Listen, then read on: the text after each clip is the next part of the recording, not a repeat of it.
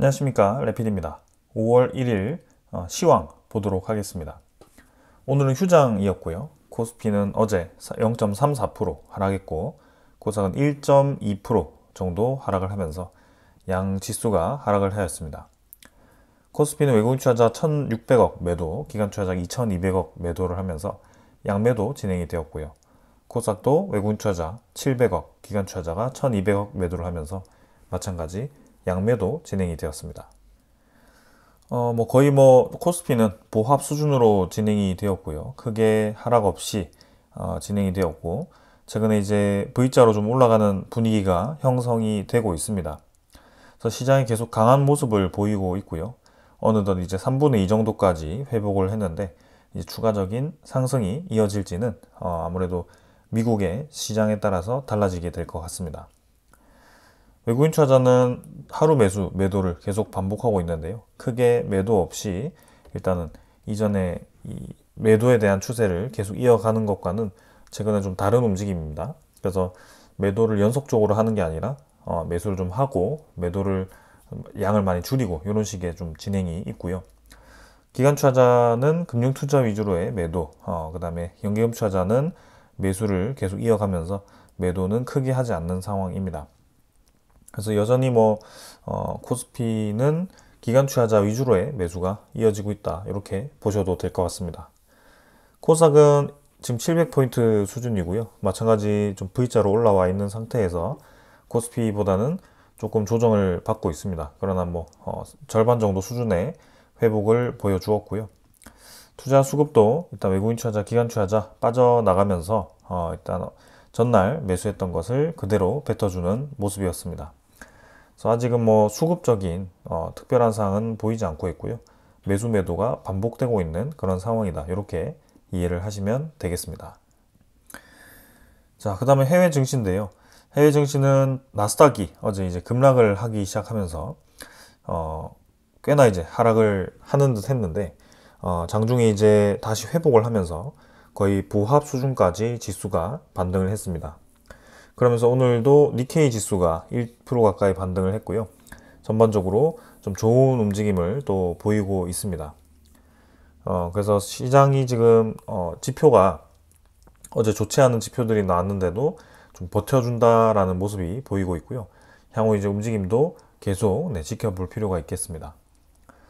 환율은 1427.5원 정도로 진행이 되고 있고요. 실제 지금 이제 어느 정도에서 움직이는지 바로 보겠습니다. 마찬가지 1426원 정도, 1427원 정도 진행되고 있고요. 계속 비슷한 수준에서 유지를 하고 있습니다. 그래서 우리나라 환율이 크게 지금 올라가지 못하는 상황이고, 미국의 달러 지수가 최근에 이제 좀 급락 이후에 99 정도에서 자리를 잡고 있습니다.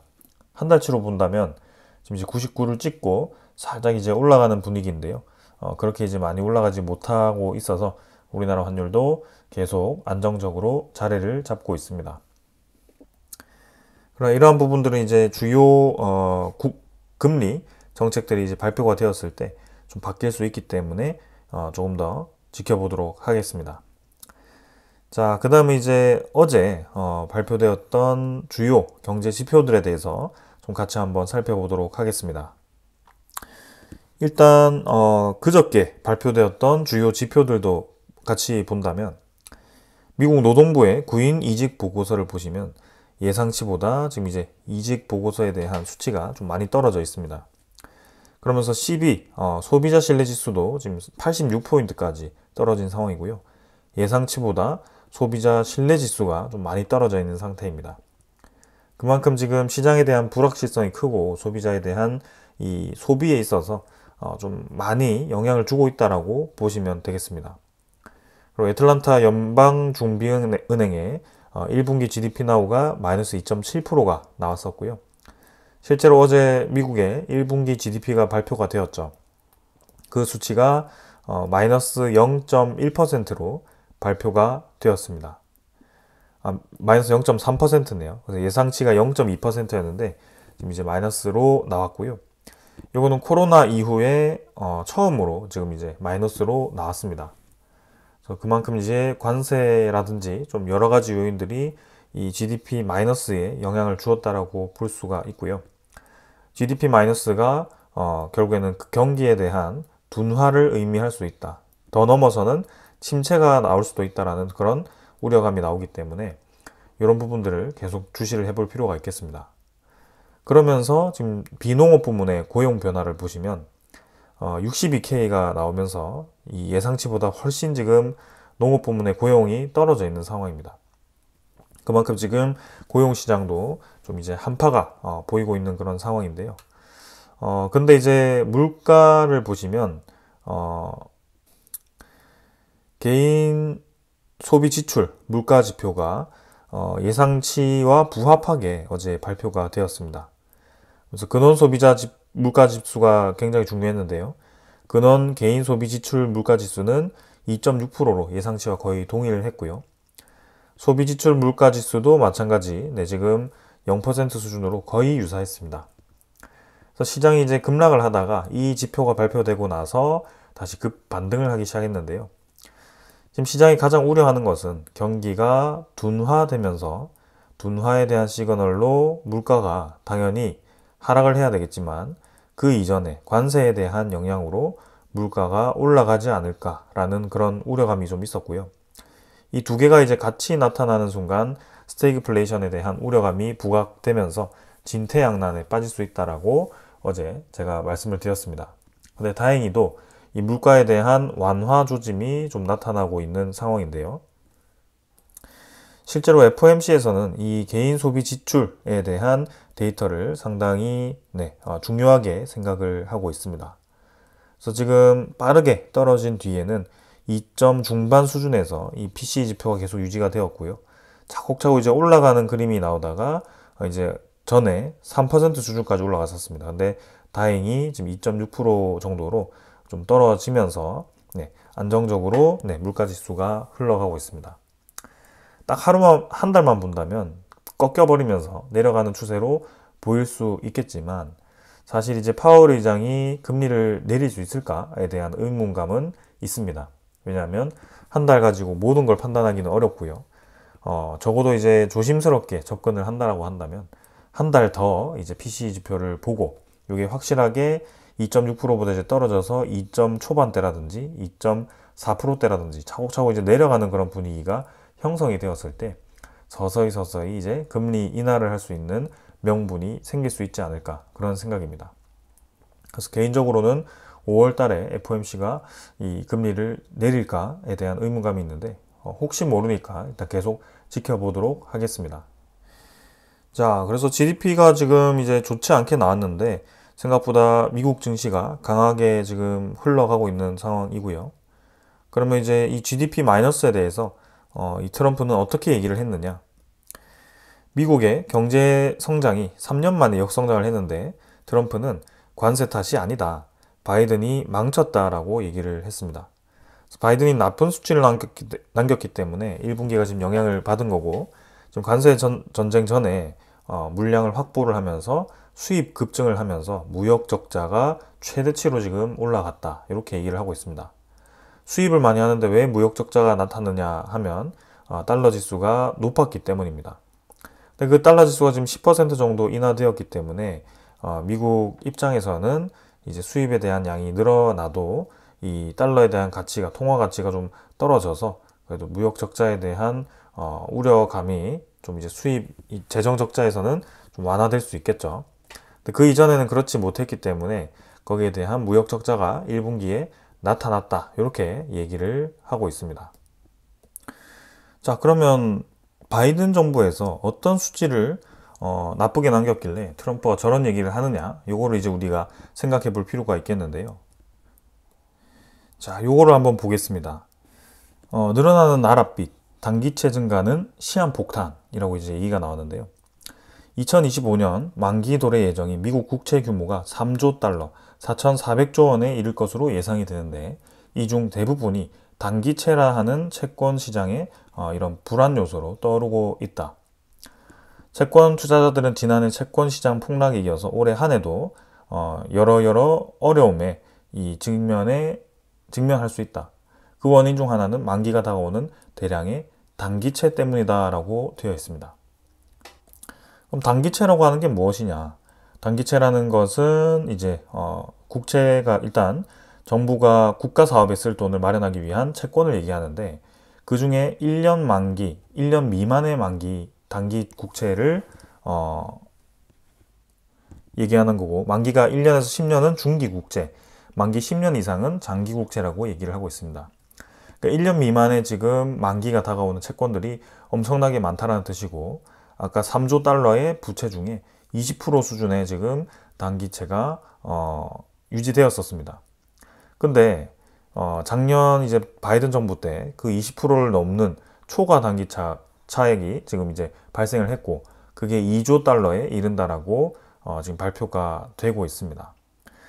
이 단기채를 왜 갑자기 늘렸느냐? 결국에는 11월에 미국 대선을 앞두고 경기 부양을 위해서 이제 옐런 장관이 지금 이제 단기채를 발행했다라는 얘기가 있고요. 그게 대량으로 지금 단기채를 찍어내 버리니까 갑자기 올해 그 많은 단기채들이 엄청나게 지금 만기가 돌아오게 됩니다. 그래서 지금 미국의 부채도 한도가 있는 상황에서 그 많은 부채들이 이제 빠르게 돌아오는 상황이라면 트럼프 정부에서도 상당히 골머리를 앓을 수밖에 없는 그런 상황인데요. 그럼 그 단기채를 이제 어떤 다른 채권으로 차환을 해야 되는 상황에서 무조건 요거를 중장기로 차환 발행을 하면 채권 시장에 연쇄 충격이 가해질 수도 있다라고 합니다. 그래서 요거를 지금은 장기채를 무작정 발행을 늘릴 수도 없는 그런 상황이기 때문에 상당히 어렵다. 자, 그래서 트럼프가 지금 이제 약달러를 유도하고 채권 금리를 떨어뜨려서 금리 인하를 계속 유도하는 것 자체가 지금 이제 저런 이 금리 자체를 떨어뜨려서 차환에 대한 이 여유를 지금 만들기 위함이고요.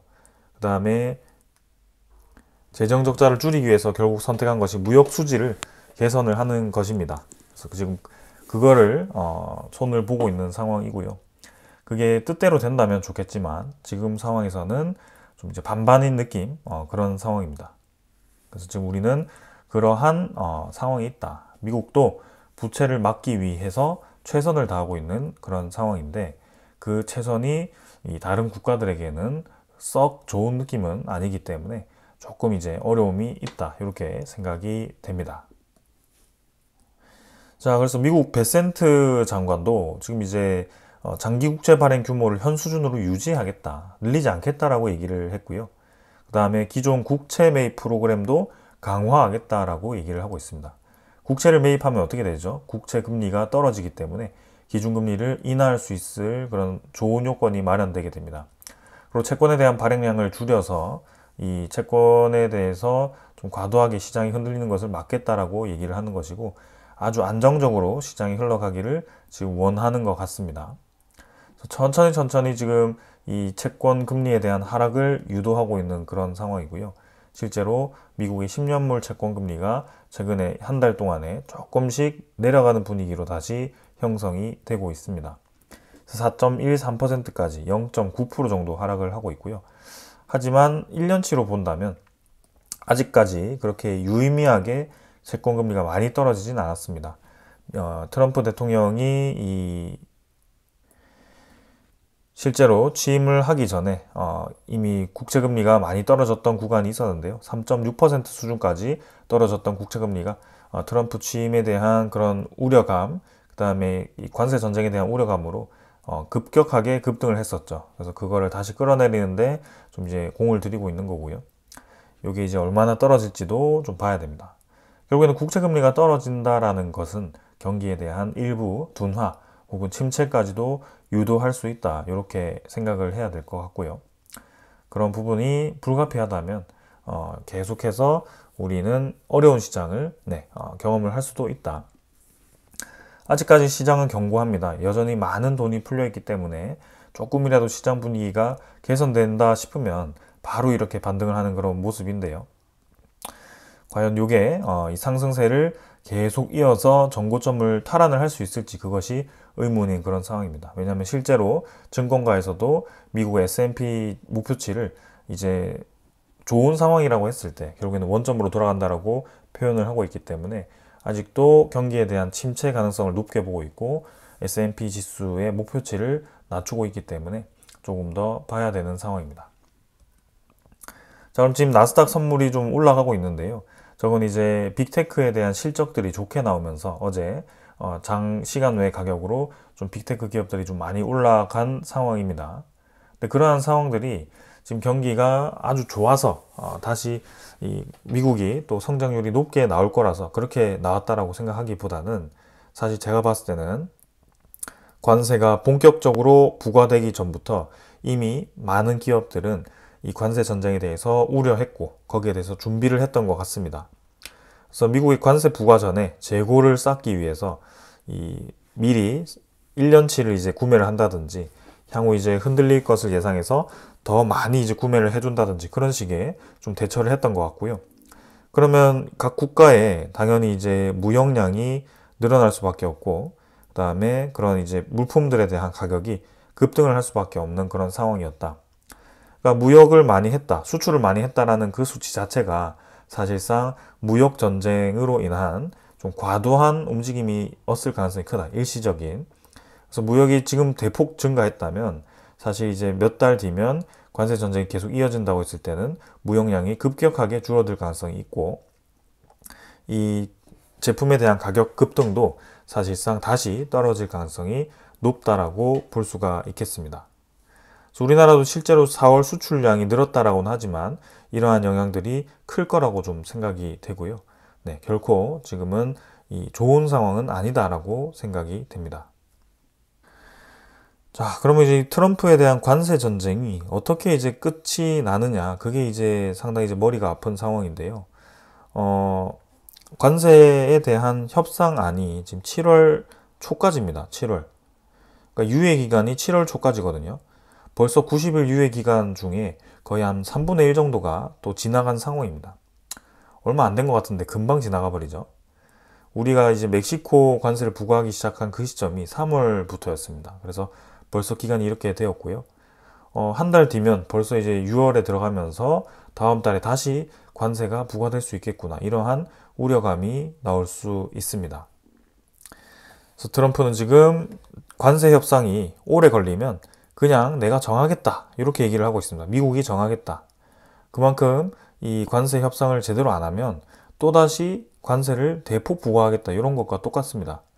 합리적으로 부과하겠다라고 하지만 단순히 이제 무역에 대한 수지를 완전히 개선하기 위해서 그렇게 진행하는 거고요. 결국에는 이 미국에서 할 수 없던 것을 다른 국가들이 했던 것을 생각을 하는 것이지 지금은 미국 것을 뺏어갔다라고 표현을 하니까 다른 국가들 입장에서는 상당히 좀 당황스러운 그런 상황입니다. 자, 그러면서도 계속 압박을 가하면서도 이렇게 한국, 인도, 일본, 인도와 무역 협상에서 성사가 가능하다 이렇게 얘기를 하고 있습니다. 구체적으로 이제 세 국가를 언급을 했습니다. 그래서 이렇게 또 유하게 얘기를 하기도 하고요. 특히 이제 베센트 장관은 우리나라와의 관세 협상에서 대선 전에 이 협상을 해서 우리나라가 이걸 대선으로 활용하려고 한다.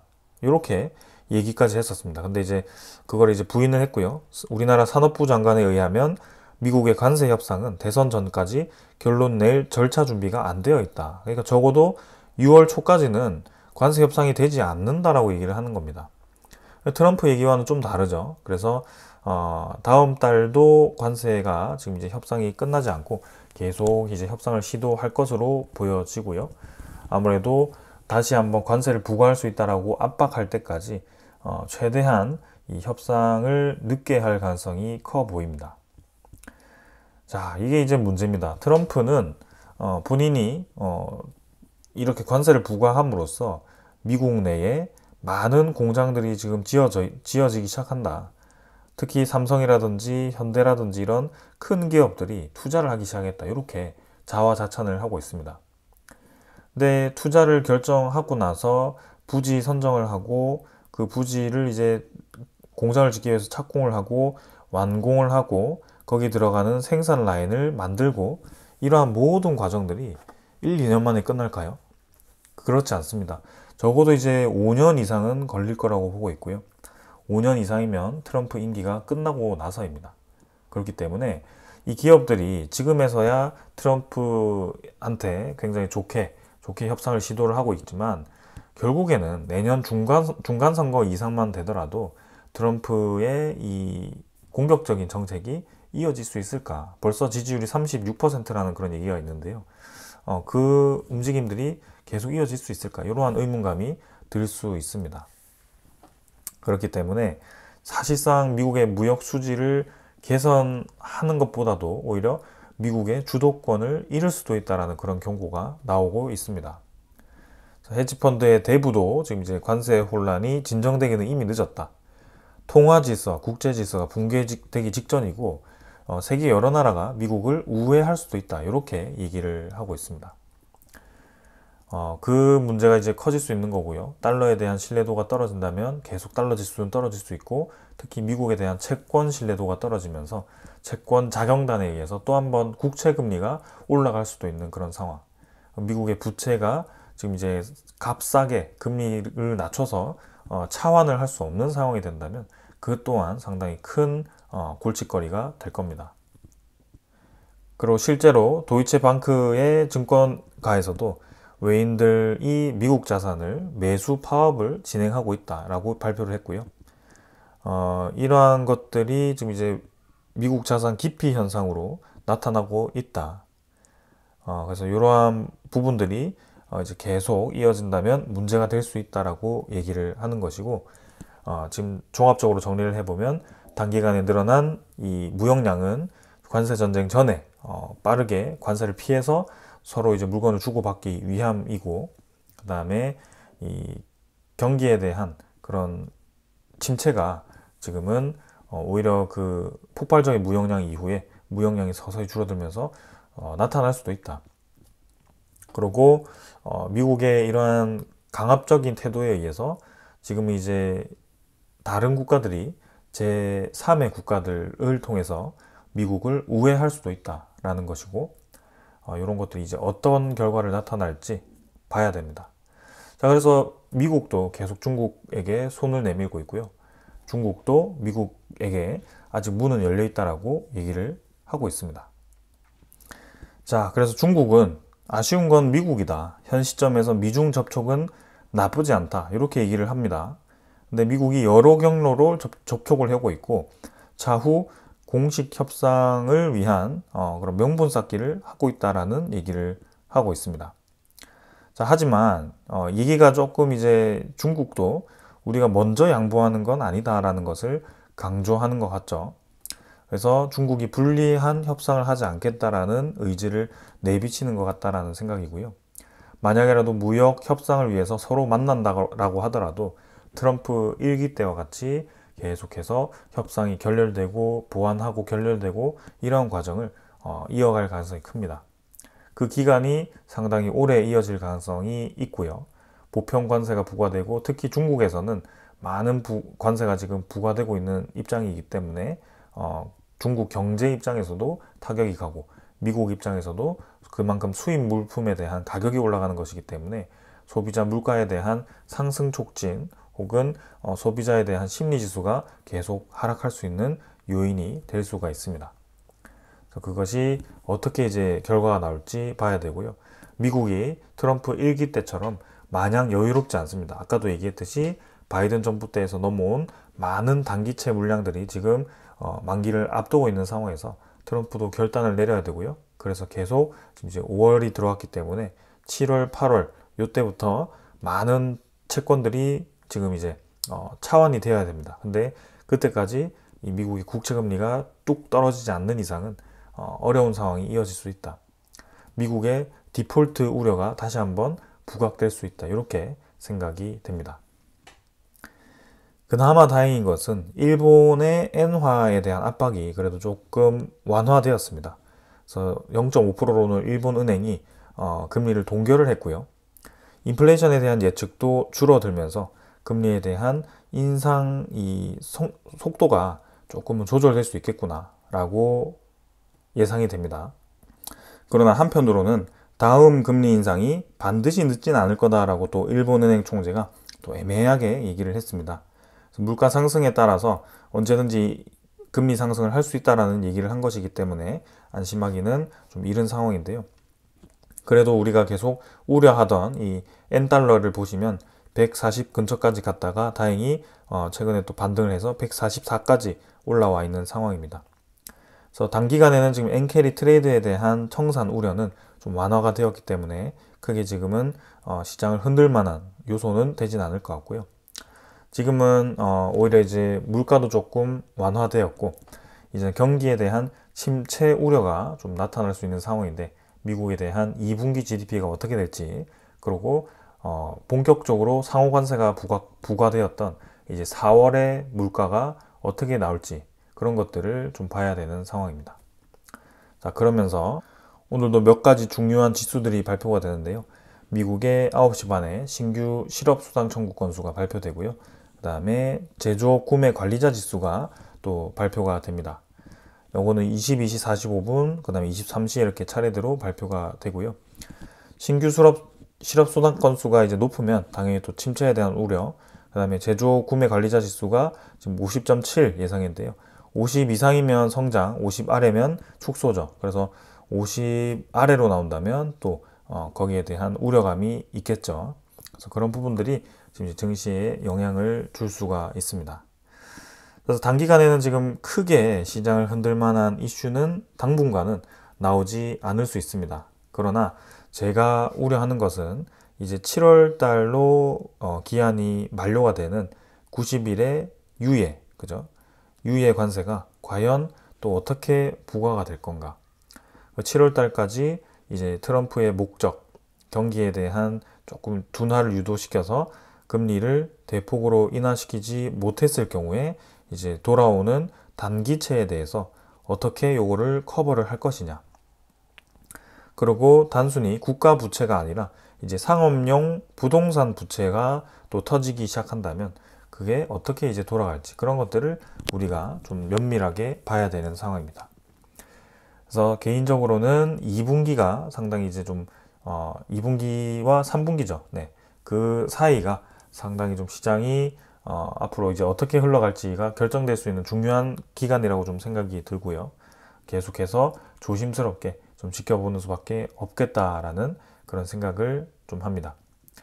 자, 오늘 여기까지 하고 마무리하고요. 네, 내일은 또 우리나라 시장이 하루 열리고 또 그 다음부터는 또 연휴이기 때문에 내일 또 뵙도록 하겠습니다. 감사합니다.